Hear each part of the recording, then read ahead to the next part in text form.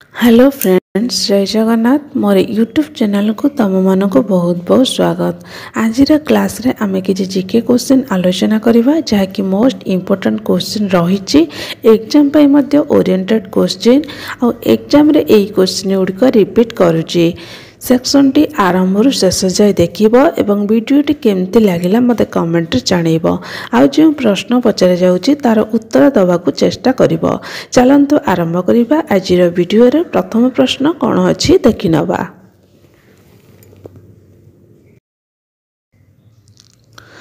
प्रथम प्रश्न, महात्मा गांधींकर राजनैतिक गुरु किए थिले? ऑप्शन देछि गोपाल कृष्ण गोखले, रामकृष्ण परमहंस, भगत सिंह, स्वामी विवेकानंद। ताने महात्मा गांधींकर राजनैतिक गुरु किए थिले ना गोपाल कृष्ण गोखले। राइट आंसर होछि गोपाल कृष्ण गोखले। रामकृष्ण परमहंस जी कि स्वामी विवेकानंदंकर कौन ना गुरु थिले। तापरे परवर्ती प्रश्न देख, भारत रे केउं राज्य रे सबुठारु कोयला उत्पादन अधिक होइताय? ताले जो कोयला उत्पादन होइताय सेटा केउं राज्य रे सबुठारु अधिक होइताय? ऑप्शन देछि छत्तीसगढ़, पश्चिम बंग, झारखंड, राजस्थान। जो एतिकी जो स्टेट देछि ई प्रत्येक स्टेट रे कोन होइताय ना कोयला उत्पादन होइताय, किंतु सबुठारु अधिक उत्पादन को स्टेट रे होइताय? ताने यार सठिक उत्तर कोन ना झारखंड। झारखंड रे कोन होइताय ना सबुठारु अधिक कोयला उत्पादन होता है। जदि प्रश्न पड़िब कि होची माने शेष लिखिदब जे एटी लिखा हबो भारतर केउं राज्य रे कोयला उत्पादन होता है। एटी लिखिदब एसबु समस्त। ताने कौन हम उत्तर एसबु समस्त। छत्तीसगढ़ में हुए, पश्चिम बंग में हुए, झारखंड में हुए, राजस्थान में मध्य होई थाए। तापरे परवर्ती प्रश्न देख, केउं देश रे सिनेमा घर नाई? ताने एमिति एक देश अछि सेटरे कोन ना सिनेमा घर नाई। ऑप्शन देछि स्पेन, भूटान, इटाली, जर्मनी। ताने यार सठिक उत्तर कोन ना भूटान। भूटान देश रे सिनेमा घर नाई। तापरे परवर्ती प्रश्न, जणे साधारण मनुष्यर केतोटी दांत थाए? ऑप्शन देछि 10टी, 15टी, 20टी, 32टी। ताने यार सठिक उत्तर कोन ना 32टी। जणे साधारण मनुष्यर 32टी दांत थाए। तापरे परवर्ती प्रश्न, भारतर सुप्रीम कोर्ट केबे स्थापन करा जायतिला?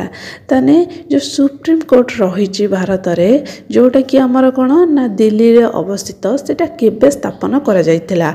ऑप्शन देछि 1947, तापरे 1948, 1950, 1952।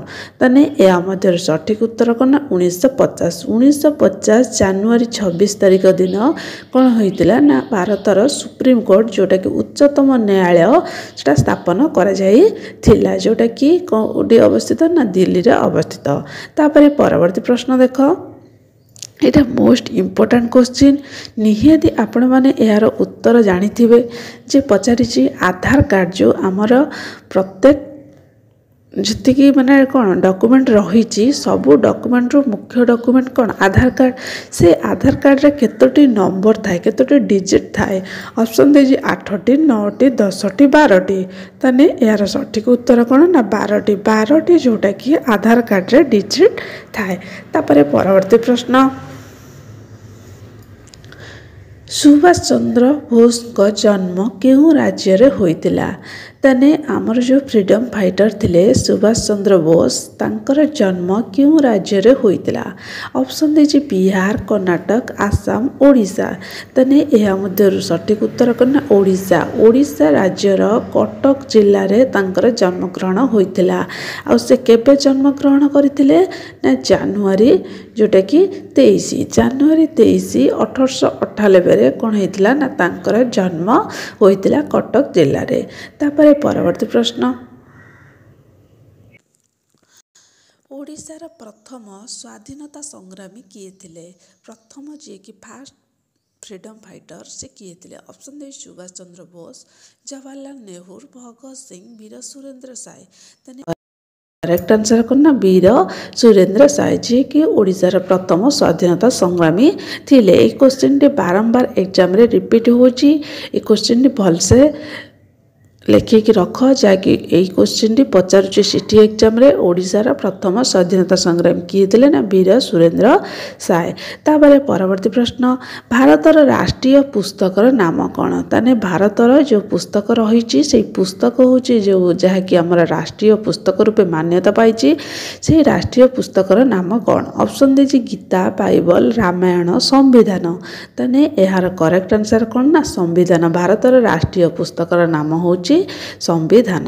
तापर परवर्ती प्रश्न भारतीय जातीय कांग्रेस केबे प्रतिष्ठा करा जायतिला ताने हमर होची इंडियन नेशनल कांग्रेस जोटा कि इंग्लिश रे कह जाय सेटा केबे एस्टैब्लिश होइतिला ऑप्शन देछि 1805 1885 1905 1947 ताने या मध्य सठिक आंसर करना 1885 1885 रे कौन होइतिला ना भारतीय जातीय कांग्रेस जोटा कि इंडियन नेशनल कांग्रेस एस्टैब्लिश होइतिला। तापर आज शेष प्रश्न देख भारत रत्न रे सम्मानित होइतिबा प्रथम भारतीय खेलाड़ी किए थिले ताने यार उत्तर मते कमेंट रे जणैबो। या आज तुम मानक पई प्रश्न जे पचारिछि भारत रत्न रे सम्मानित होइतिले से जो प्रथम भारतीय खेलाड़ी जे कि इंडियन क्रिकेट प्लेयर से किए जे कि भारत रत्न रे सम्मानित होइतिले। यार माने प्रीवियस क्लास रे मु तुम मानक गोटे क्वेश्चन पचारि तार उत्तर मते कमेंट रे जणिया पई कहितले तार उत्तर मध्य मु कहितली जो नेक्स्ट क्लास रे जणै देबी ताने तार से क्वेश्चन टी कोन थिला तार उत्तर कोन थिला मु एबे तुम मानक जणै दोचे।